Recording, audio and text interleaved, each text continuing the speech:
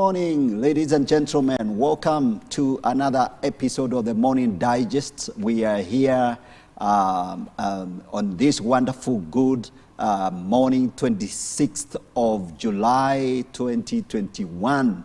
The year is moving, very well this month. We're almost at the end of July. So we welcome you to join us on this particular Monday morning. We are back on this episode of the Morning Digest. We aim to bring in a solid conversation. Today we are going to be focusing on matters politics, coalitions, 2022 politics and the narratives, the central narratives of what's going on. And I have on the show my friend and fellow political analyst, Bundi, David Bundi. Karibu sana. Thank you very much. Good. Gigi, for inviting me to this program. Very good. Thank you. Yeah, it's good to have you here. I'm particularly excited about having you here, especially given I've observed some of your, comments in our common platforms. Yeah. I think you have, been following the conversations and actually getting yourself acquainted very well with the political conversations and what's going on. Yes. So I think it's good for you to come on and bring us all the insights that we need to have, so that as we see the political coalitions forming, then we have the right information. So karibu sana, how was your weekend? My weekend was awesome. It was fantastic. Okay. I loved every bit of it, and I thank God to have come this far. Okay. Yes. Very good. Yes. Very good. Okay, so those of you maybe watching, Bundi, David Bundi is an analyst. I call him a political operative. I don't know, calling somebody an analyst, this analyst thing, even me, I really don't want to call myself a political analyst. I think it's just a term people heap on themselves, and they are analysts and they are other analysts, so I don't know. Anyway, so we are basically here to just engage on this conversation. We think it's a very important conversation to have. I think for a long time the church has shied from getting involved in the conversations on matters politics, and but we have chosen to raise the voice and see things, try to analyze some of the conversations that are ongoing, follow the threads of discussions and some of the issues that people are promising to deal with, especially politicians right now are positioning themselves for the coming elections next year. And it's a big deal. Elections are a big deal in this country, and they can go very badly, or they can just be fine. We are hoping that 2022 will produce, a different experience in matters politics and elections, and but we don't know. So we are looking at how things are shaping up right now, and one of the big questions we want to address ourselves to is the narratives, the ideologies that are being formulated, or the agendas, you can call them agendas, that various political players are beginning to elaborate and bring to the conversation, and say, this is what I'm going to do, this is the way I'm going to follow, this is the way my political agenda is going to go, so that kind of thing. So we're going to begin, first of all, by kind of giving an analysis of how the political coalitions are shaping up, and Bundi is very good at that. So we're going to ask you, Bundi, first of all, to tell us how are things laid out right now? Who is where? Thank you very much, Mr. Kibuchi, once again for having me on this show. Right. Yes, we are at that place and that point again as a nation, where now politicians are beginning to come out openly and engage the next gear in preparation for 2022 general elections. Okay. And as the norm since probably would say from the year 2002, when we had serious mobilization of political machineries around coalitions. Yes. Now we are also beginning to see formations coming up again. It's in this country every 5 years we see a regrouping and new formations coming up, and that's what we are beginning to see. Okay. We are already seeing politicians jumping from one party to another, forming coalitions, others expressing interests. Yes. So currently, would say we have maybe 3 formations that have come out very clearly. Okay. Okay. Of course, we have the sensation one, the United Democratic Alliance, which is now widely spoken of. Yes. The latest. Yeah. We also have the One Kenya Alliance, and we have what looks to be a alliance between Jubilee Party and the ODM Party. Okay. So I would basically say those are the 3 main ones that have really shown signs of coalition building and emergence of new groups. Okay. But we still have 1 year, and we usually say that in politics, 1 day is a long period. Okay. So things, we are yet to see things unfolding. Okay. We're going to see much more. So basically, that is where we are at the moment. Okay. And we're likely to see now other least known parties joining in any of these 3. Okay. Okay. Or even these 3 narrowing down to maybe 2 major ones. Okay. So at this point in time, that is basically the rough picture of what we have. Right, Yes. right. And you know, I think what is interesting, first Yes. of all, is the kind of demise, or, you know, the splitting apart of Jubilee. Yes. Which is very interesting. I mean, you know, it's come down to that Yes. Jubilee, I think, and the way it was so promising. Yeah.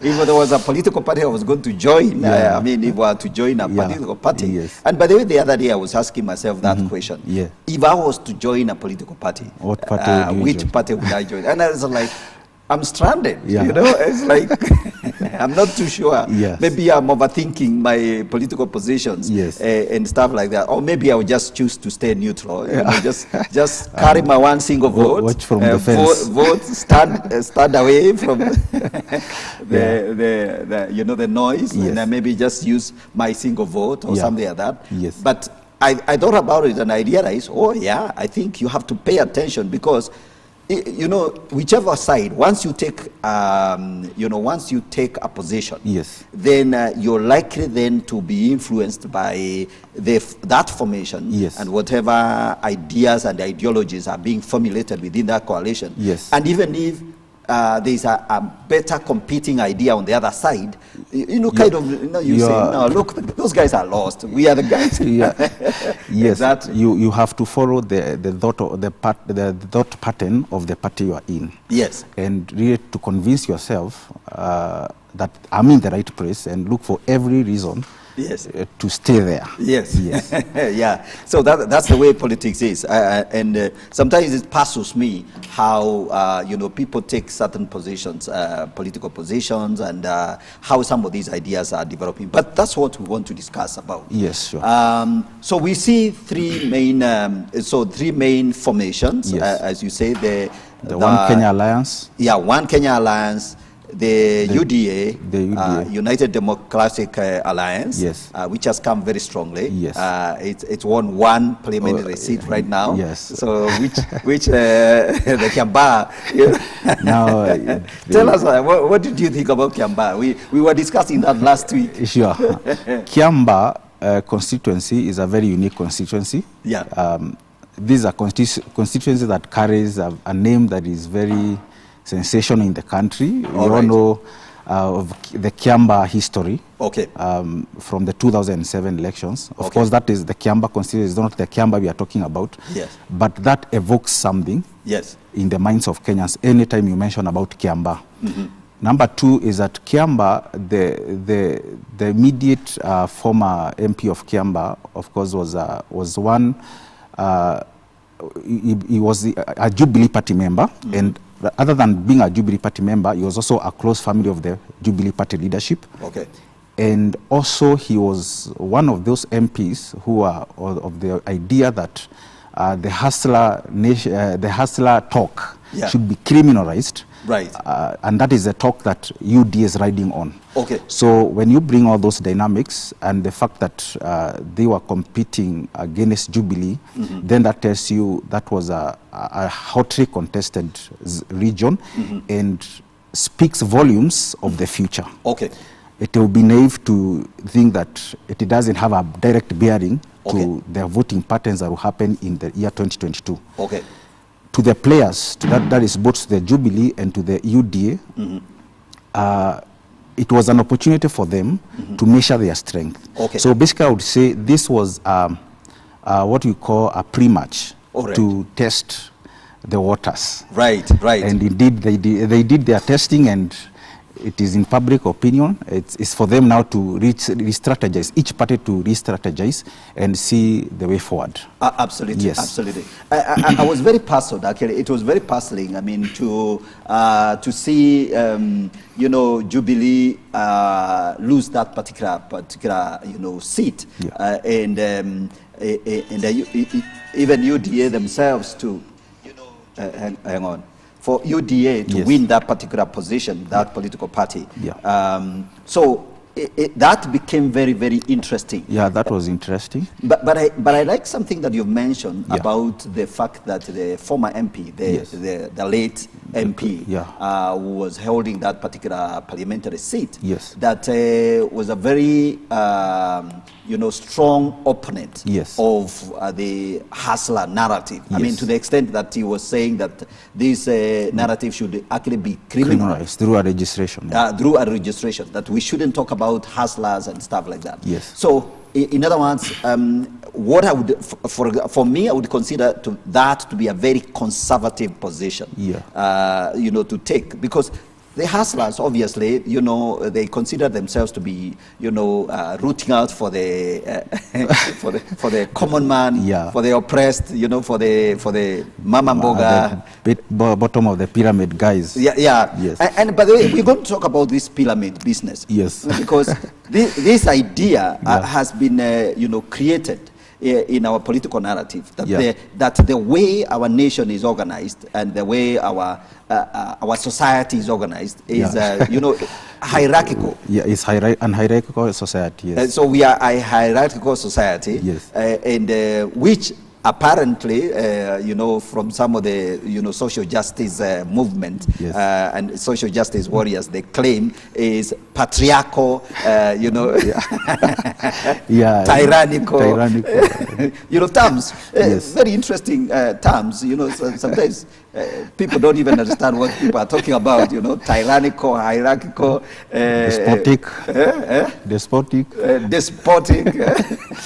all that kind of thing. It's Miguna who likes calling the present government a despotic government. Absolutely. So we're going to come to that. So obviously politicians would want to be seen as the people who are rooting out for the masses at the bottom of the pyramid, the economic, you know, pyramid. So we're going to talk about that. Okay, very good. So those of you that are following this conversation, we would like you to share, you know, share this particular link, and we are trying to make sure we break down some of these ideas that are, you know, that are moving around. You know, politics is interesting. If you don't understand what's going on, if you don't understand some of the key issues that are playing out in politics, you probably will just be lost in the conversation. And most of us just give up. They say, oh no, I will just wait to vote, or I will not even vote. So, but David Bundi here is here to clarify matters. Okay, so we have seen there are three main formations. Yes. One Kenya Alliance. One Kenya Alliance. Yes. The Jubilee ODM Dalliance. I like the way you're calling it Dalliance. die alliance. Yeah, they're trying to to form an alliance. To see how things goes. Yes. So which is obviously inevitable given the handshake in the background. And then of course the United Democratic Alliance. Yes. Who have really rocked the boat. It's like young guys who've been thrown out of the house. You're not being you're being naughty. So get out of the house. So, but when they get out of the house, they rock the house. They go and form their own and say, we're going to come for you. Yes. Absolutely. That is what is happening. Yeah. Okay, so let's talk about the key players. Yes. I think that's the other thing. So, so who are the key players in this particular, the whole political, movement? Yeah, in terms of personalities, of course, now the key players we have, when you talk about the One Kenya Alliance, this brings together the former NASA with an addition of the Honorable Senator for Baringo, that is Gideon Moi, minus Honorable Raila Odinga, because he is yet to formally join Okoa Kenya Alliance. Okay. So those are the main players in the One Kenya Alliance movement. Yes. So the NASA chiefs, in addition to Gideon Moi, yes, with an exemption of Raila Odinga because he has not formally shown interest in joining the One Kenya Alliance. Okay. Then, of course, the handshake coalition, that is the ODM Jubilee, you have His Excellency the President and the Right Honorable Prime Minister, Raila Odinga. And, of course, now with the United Democratic Alliance, we have His Excellency William Ruto being the main figure, but, of course, with another party, which is now rebranding to Chama cha Kazi, formerly the People's Empowerment Party. Okay. And Moses Kuria, Honorable, there's a member of Gatundu South Member of Parliament. Okay. Coming in with this Chama cha Kazi now for rebranding from People's Empowerment Party. Okay. So then at the periphery, closer coming by, we have other leaders who also have their own political formations. We have Dr. Alfred Mutua, the governor of Machakos. We have Charity Ngiru. We have C.S. Munya with this Party of National Unity. But the first three are the main ones. Okay. Yes, those are the personalities around that. Okay, yes. Okay. Very, very interesting, very interesting. So, I mean, and we will keep to, there's a question that we will keep asking ourselves. Yes. And it's a question that is in the background of our political conversation. Yes. Are we going to end up with a two-horse race, or we will have, or other outsiders will come in and, kind of like add to the diversity at the top? So what do you see coming out? By 2022, yes. Shall we have just two or three main formations, or are we going to have maybe a fourth? Will it be more diverse, or it will kind of like, will the political, coalitions kind of like gear up towards two main formations? What do you see? This is what I see, and I see it. I'm speculating from two ways. Yeah. Well, with the new constitution, where for you as a president to be declared the winner, you need to have gotten 50+1, and of course 25% of the vote in at least 24 counties. Yes. So to achieve that minimum target, that minimum requirement, yes. You need to be in a coalition. All right. It will be challenging to achieve that if you run single-handedly, just alone by yourself. Okay. You need to join with other parties of like-minded, or even if it's convenience, you don't have to share the same thoughts. Yes. But convenience can bring you together so that you can have a formidable coalition that can achieve that goal. So what I'm seeing is, unlike 2017, I'm seeing a likelihood of having a third force. Okay. This is why I think so. Yeah. The third force could come in to deny any of the first two and a chance to win in the first round. Okay. And it could be intentionally geared towards that. Okay. Because when you look at, when you see One Kenya Alliance and when you see the handshake coalition, that is the ODM Jubilee coming together, you'd really, if these people shared a common interest, yes, they should be ideally together. All right. But if they insist on going separate ways, then that means we have one force led by His Excellency William Ruto, another force led by the handshake coalition, that is made of the president and the prime minister, and the third one now being the One Kenya Alliance. Okay. If that is how things are going to happen, then it will be a bit difficult for one party to win in the first round, for one coalition to win in the first round. So I think it is engineered, and I think what is happening in the background is to create a third force to deny any one of the candidates. Yes, they are now trying to win. That is what a direct win. That is what I think. Okay, yes. And so then we can have the rerun, a proper rerun, without where the third force could go either way. Yeah, that force could become the determining factor. The determining factor. And that is the point at which now horse trading. Yes, that is now the point. You see, what I've realized, you have been looking around, you have been seeing the Honorable Prime Minister releasing his manifesto bits by bits. Yes. He's not, he has not made a resolute decision to join One Kenya Alliance. Okay. And he has also not made a resolute decision to merge with Jubilee. Okay. What does that tell you? He could be preparing for anything, including joining whichever coalition looks promising. Okay. But as a presidential candidate. Okay. Yes, that is a scenario I'm seeing. Yes. So the question has been, what does he stand for? So what he has been doing, he has been answering back his opponents. Yes. By sharing his manifesto. Okay. Telling them this is what I stand for. All right. All right. Yes. So that can appeal to the masses. Yes. And it will elevate him to a position of vying for the next president, and now he'll be available for any coalition.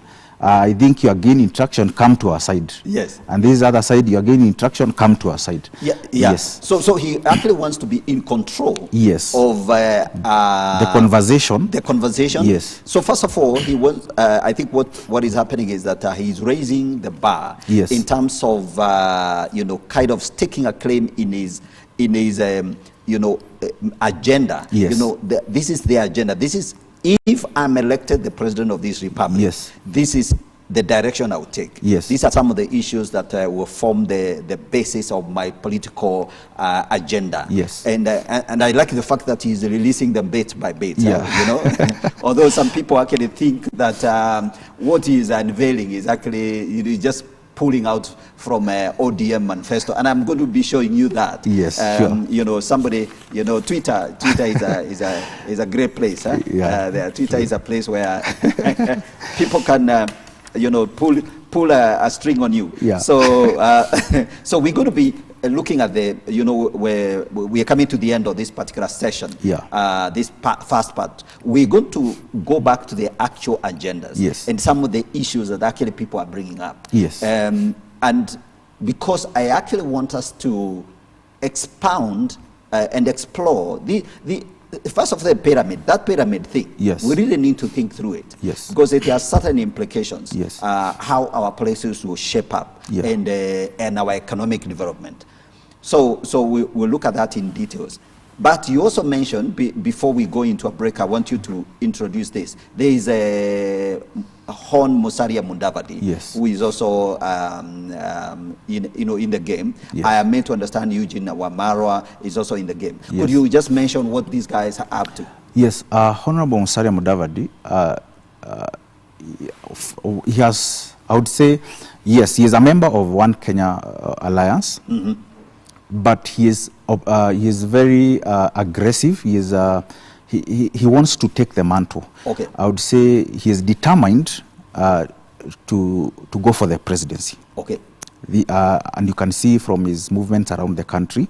Right. So, and within the One Kenya Alliance, he has come out strongly to sell out his agenda. Okay. So he is riding on agenda of eliminating corruption, and reducing the taxes in the country. Value. In short, his agenda is working on corruption and tax reforms. Okay. That's would summarize his agenda in those two ways. Okay. And over the years since 2018, he has been vocal on the issues of the economic situation and the physical situation in the country. All right. So I would say he is trying to be one step ahead of his peers. All right. By coming out openly and declaring his agenda. Okay. All right, because if you look at the other One Kenya Alliance peers, none of them is coming out strongly to say this is my agenda. Okay. So I would say his one leg is in One Kenya Alliance, but he is also not letting go his Amani party identification. Okay. And what Amani stands for. Okay. Then we have Honorable Eugene Wamara. He is of the idea that we need to strengthen devolution. Okay. That is a selling point. Okay. And he has not come out to say I'm running for presidency, but you can clearly see the direction he is heading to. Okay. So he is talking about strengthening the devolution and not but the bottom up that the UD is selling. Yeah, yes. Okay, very good, very good, excellent. All right, so we are going to take a short break. When we come back, we're going to go back to the issues, the narratives. I love what my guest here, David Bundi, has elaborated very clearly some of the agendas some of these key leaders, political leaders, are bringing on the table. And we're going to go into the depth of that and analyze them and see how those ideas are competing and they are placed within their general political narratives and where the nation is heading. So we take a short break. Don't go away. Stay with us. Please share. Give us your comments. We'll be looking at some of your comments and maybe just responding to them when we come back. Okay, so don't go away. Stay with us.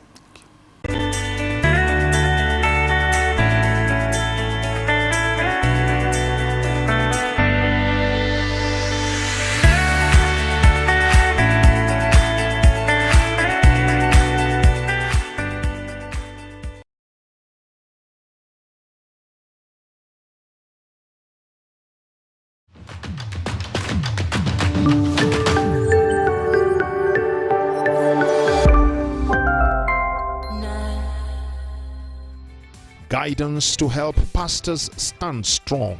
There are certain major attacks that men of God face in the life and ministry. According to our tests, this man, we are just sure about 3 hours. 3 hours. 3 hours. 3 hours. Oh my God. Focus on issues affecting women. Today on Sister Talk, we are going to discuss young wives. And then those surprising moments, sometimes anakuja unashtuka, hey, mtu amekuja na flower, unasema hata sikuwa naitarajia, si birthday. Empowering talks on health and wellness. The services, they are deep. Yeah, yes. They have ridges, yes. And these tend to hide food. Yes. So you make sure they are super clean. Wow. Yeah. Spice up your weekend with top-rated Christian movies. An army of believers and will stand on your word above all else.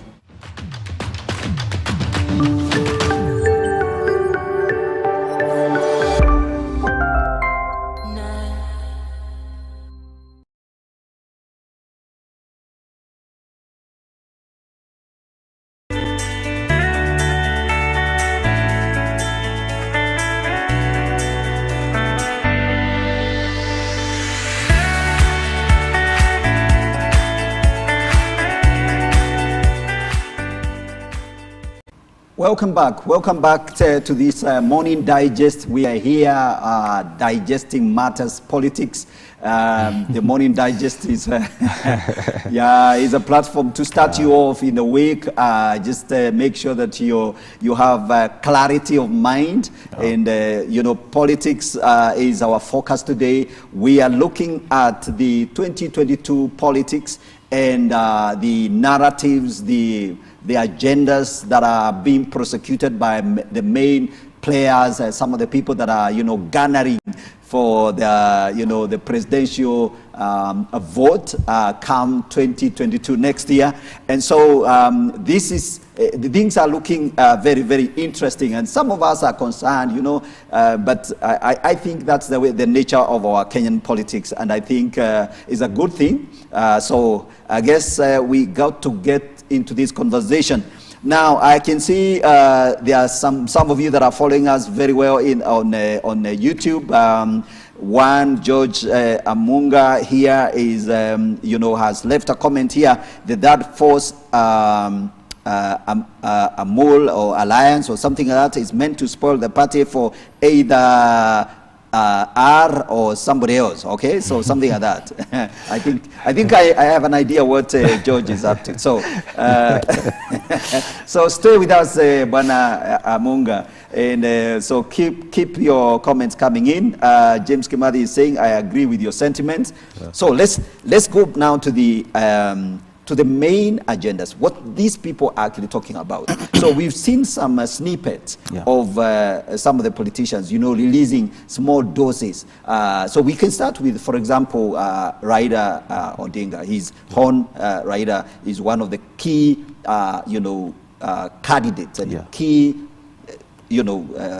fast, the guys at the very forefront of the presidential campaign and contest. So, what have you seen? What is he up to? Yes, Honorable Raila Odinga, he is up to, of course, as we said, he is elevating his status above the others, and he has literally been giving some snippets, some insights into his manifesto. Okay. And basically, he's coming from a place of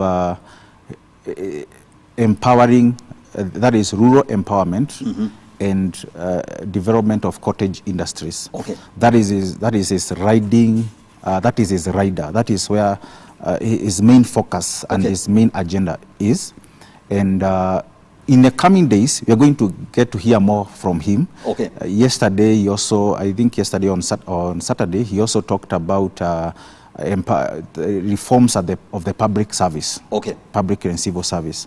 He also made a brilliant, I would say, those are some of the very brilliant ideas he is fronting. The agendas he is coming on the matters of rural empowerment, cottage industry development. We have a very vibrant cottage industry, but it's not really tapped in the country. Yes. And also the issue of reforms at the public service. Okay. So as at now, those are the three areas he's coming in from. Absolutely, absolutely, yes.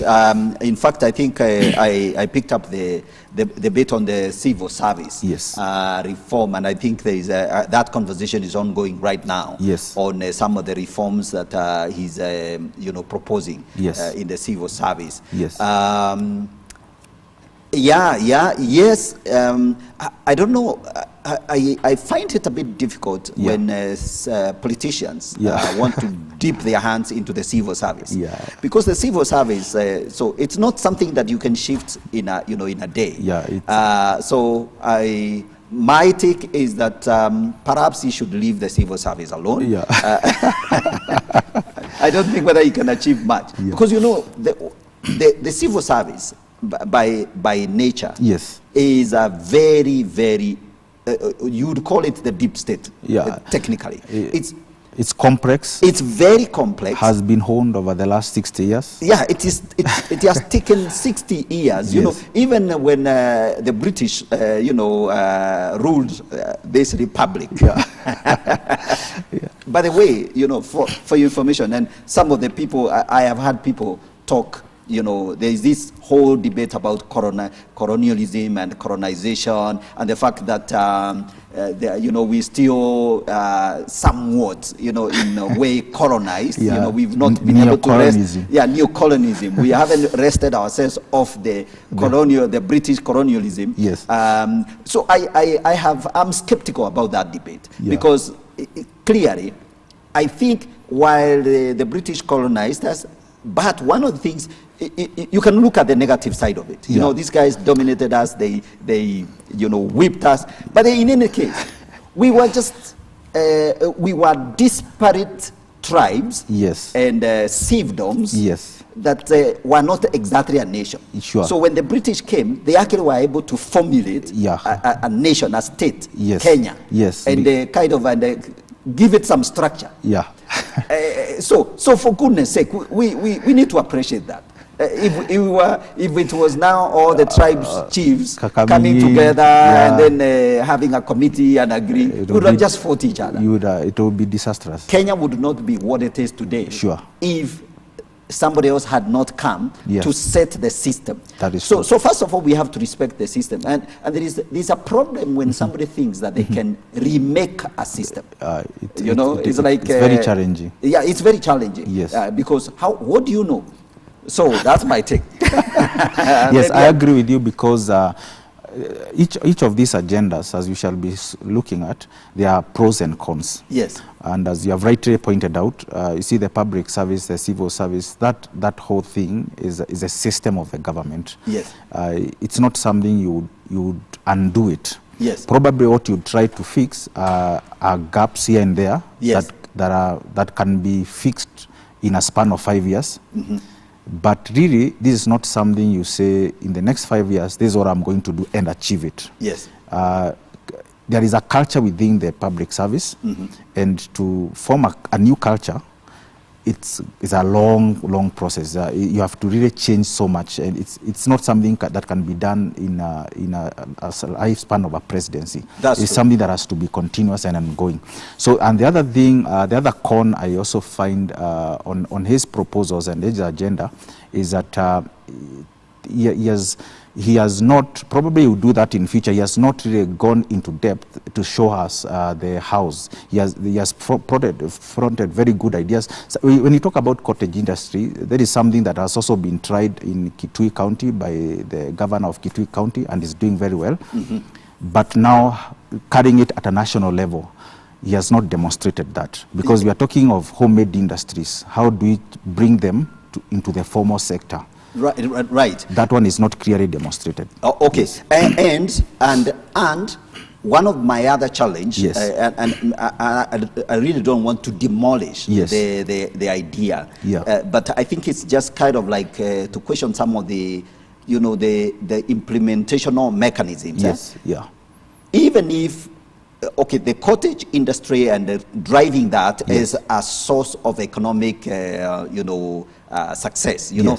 This area is neglected, the cottage industry, and he cited, by the way, I think, was it Kilifi County? Yes, yes, Kilifi with coconut. Yeah, Kilifi and the coconut, and saying how, for example, that that whole coconut industry has not been exploited. Yeah. And in our supermarkets today, if you go there, you probably find some coconut milk from Saudi Arabia or wherever, from Asia and other places. Yes. So while we have a lot of coconuts. So it is true. Yeah. I think that's a very, very well articulated problem. Yeah. However, yes. my question is, what is the role of county? Because the minute now you ignore the county government, then yes. county is the structure, which it took us so long to formulate this county. And that's why I'm saying, if you look at what Honorable Charity Ngilu has done, he has actually revitalized the cottage industry in Kitui County. Okay. So I think the Honorable Raira's agenda would do well if you bring in the counties. Yeah, if it is embedded within the county structure. Yes, yes. So it can become a rallying call because, for politicians, for you to get elected, you have to identify a problem. And own it, and say, you guys, this is the thing, you guys are all ignoring. And this is a problem. If we fix this, this economy will boom. Yes. So it is right that he has to identify something that is a rallying call. Yes. So the cottage industry is a very brilliant idea. The Chinese, by the way, they built their economy, having, when they introduced free market somewhat, out of the socialist background, the socialist baggage of the Mao regime. When finally they agreed, well, let's abandon this thing, let's bring free market. Yes. What happened in China, and there is a very nice book I can recommend for that. Yeah.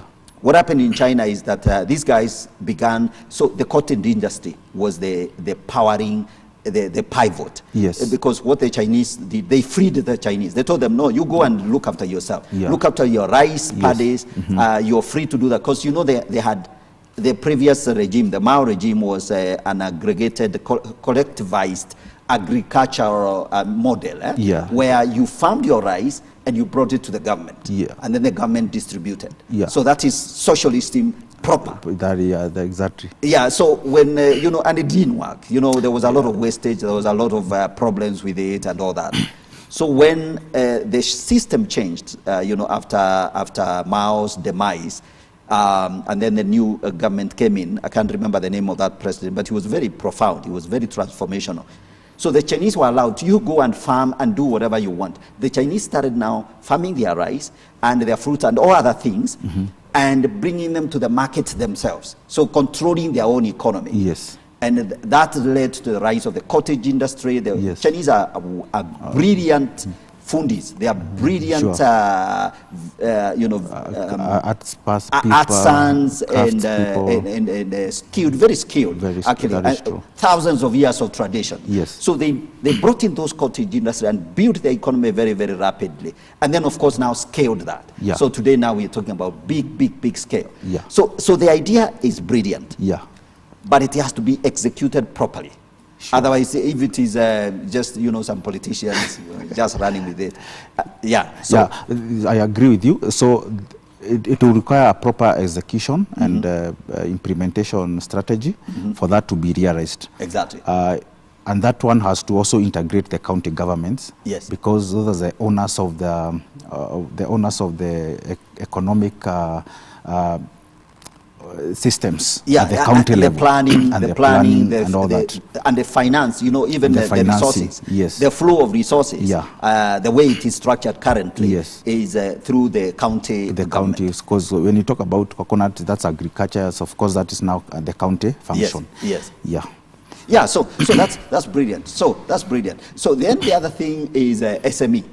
Yes. So I know you're very passionate about SME. So do you think that's an interesting? Yeah, in fact, that's one of the interesting areas. And globally, even globally, most governments are now focusing on the SMEs. The SMEs in Kenya, of course, contributes more than 80% of the GDP. That's true. And so when you look at, when you have a policy on SME, that would be a very wonderful thing, because we are talking of this SME is MSME. If I could also add the M, the micro there.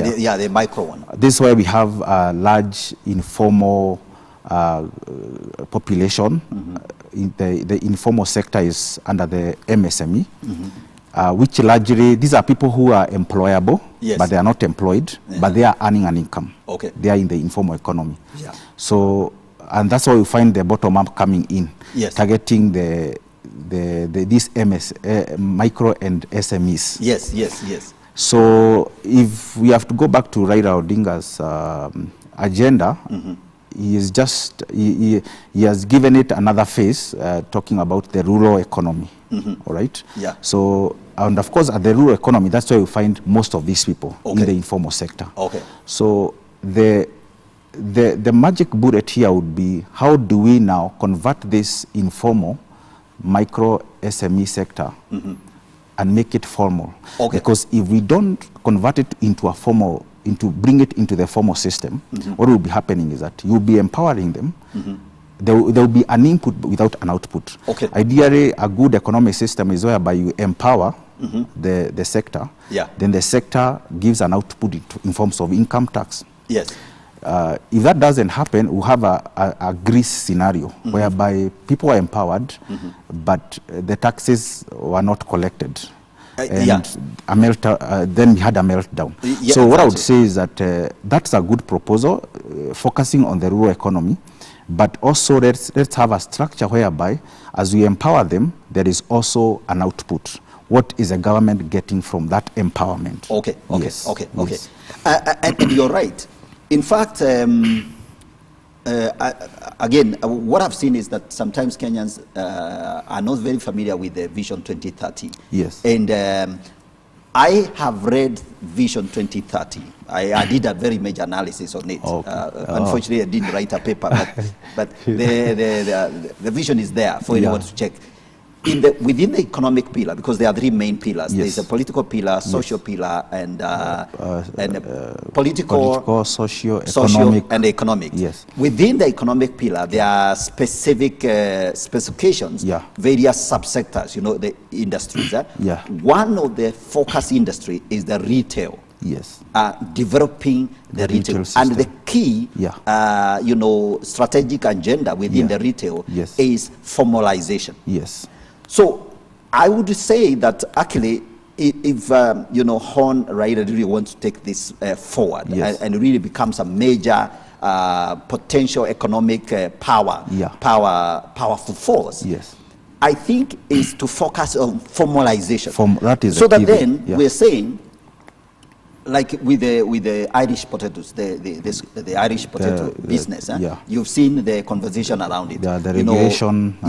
Package it into 50 kilos. Yes. And then, so that is, there is an attempt to make sure that is kind of implemented, although there are problems because of culture, tradition, we have always done it this way. You go to Marigiti, you find guys are finding it very difficult to comply with that. But there is a shift slowly taking place, because I think there is also the force of law. I know there was a registration that was passed within the agricultural sector to enforce that. There was an Irish Potato Act. There was an Irish Potato Act. So we could maybe say, for example, if that formalization, because that's also an attempt at formalization, would then translate to other key productive, agri outputs. Then you bring in the retail, the formal retail, the supermarkets, and all that. Empower them. So you make sure that actually when goods leave the farm, they are taken to a specific, go to the supermarket shelf. And they have a label, a QR code. Once you have that, once even sweet potatoes from some rural, my mother's garden, end up in the supermarket, then the government has a chance of drawing some income from that, some taxes from that. Tax revenue out of that. Yeah. So the agenda is brilliant, but the execution is going to be the big issue. They need to work on how do we make this a formal, how do we get this informal sector into the mainstream revenues, the formal revenue sector. Exactly.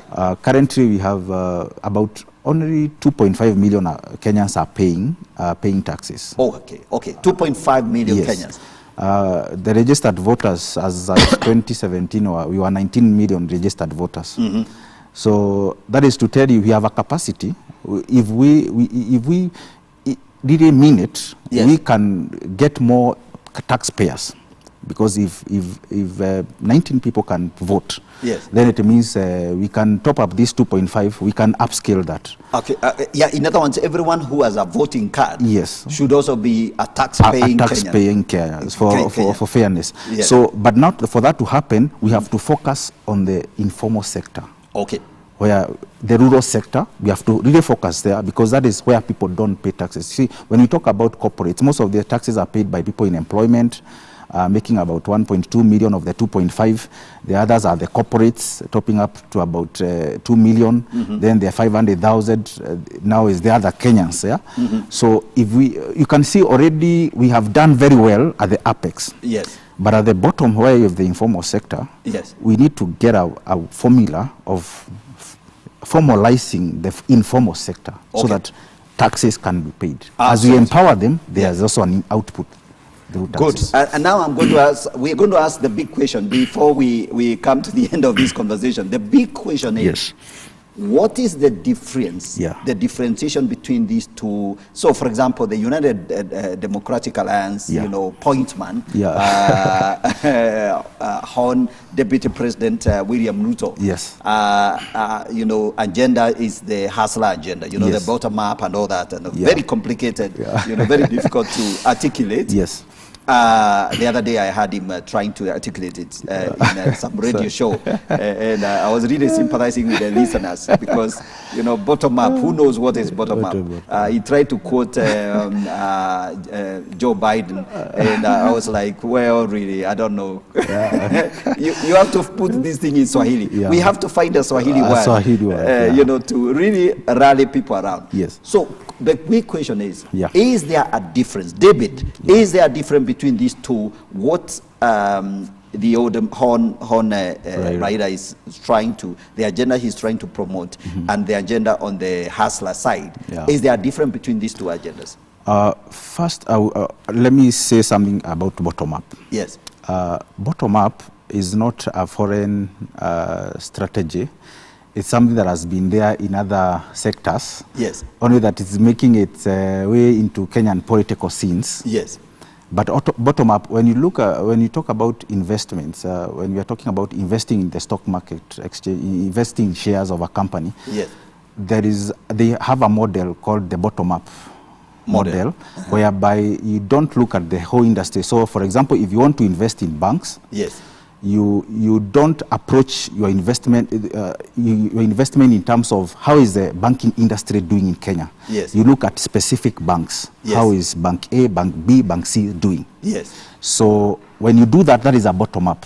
In management, we also have bottom up, whereby decisions are made from bottom up. So if you want as a company to make a decision of whether employees should be putting on uniform, it begins from the department level. Let them give their views. Yes. Coming up. That's a bottom up. Okay. So bottom up is coming now into Kenyan politics, but it has been there. It is something that has been there. Okay. And the distinguishing, what is unique about the bottom up is bottom up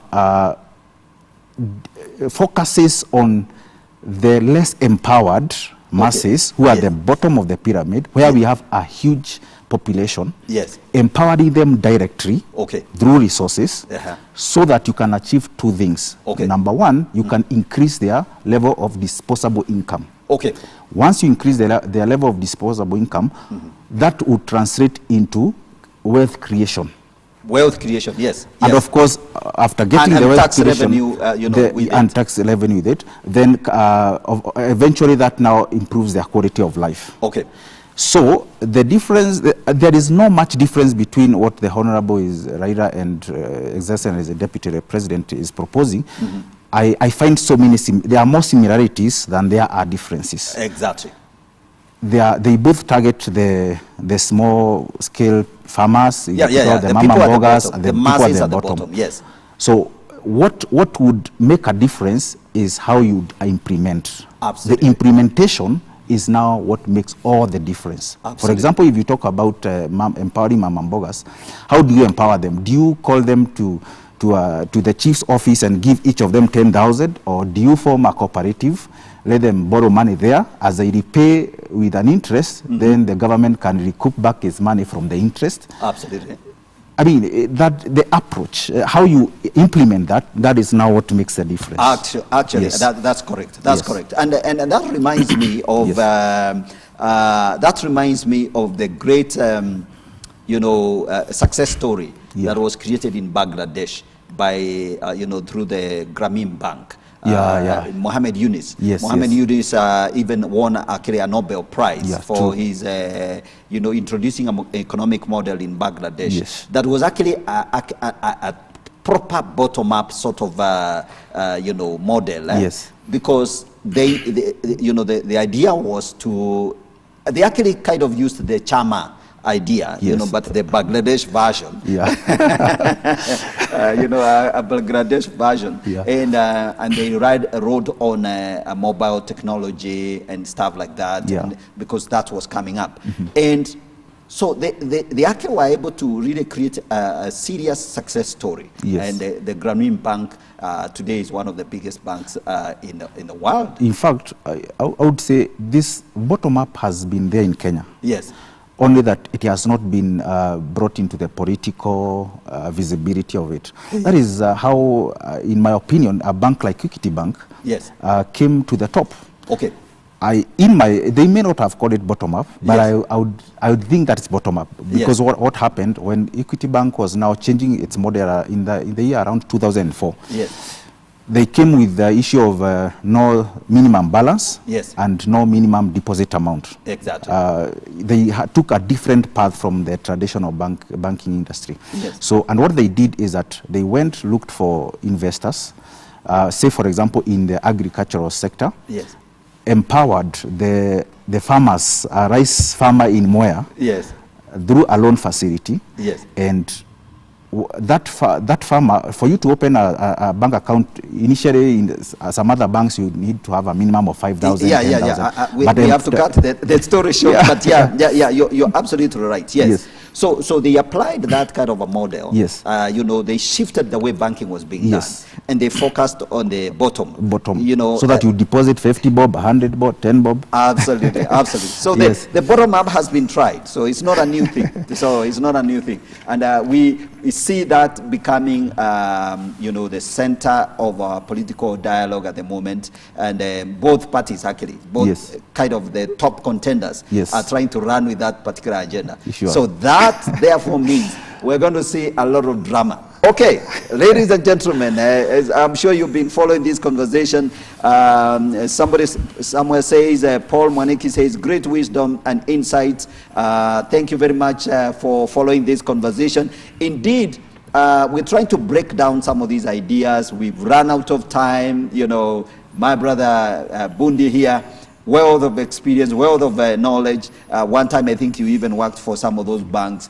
Great idea. So we have to wrap this up. So final statement. All right. What do you see happening in the next 12 months? So in the next 12 months, the constants are going to happen. Changing political affiliations, forming of new alliances, and there will also be some mergers here and there. That's what I'm seeing. There's going to be a lot of movements from this party to the other party, and a lot of canvassing, a lot of attempts also to hijack political processes. Basically, what is going to happen is that politicians are going to outdo them, each other, in terms of issues. This time, already the tempo is high, the tempo is gaining ground on the issue-based kind of politics. So now they are discussing the things that matter to Mwananchi, like economy, state of their livelihoods and all that. That is what I'm going to see in the next 12 months. Absolutely. Yes. Absolutely. So we got to bring this to a close. Thank you very much for staying tuned. I have been your host, Godfrey Mishoke, and thank you very much, David, for coming on the show. Well, do have yourself a great day today, and keep following the conversation. God bless you. This is the Morning Digest. God bless you. Have a good day. Bye. Thank you.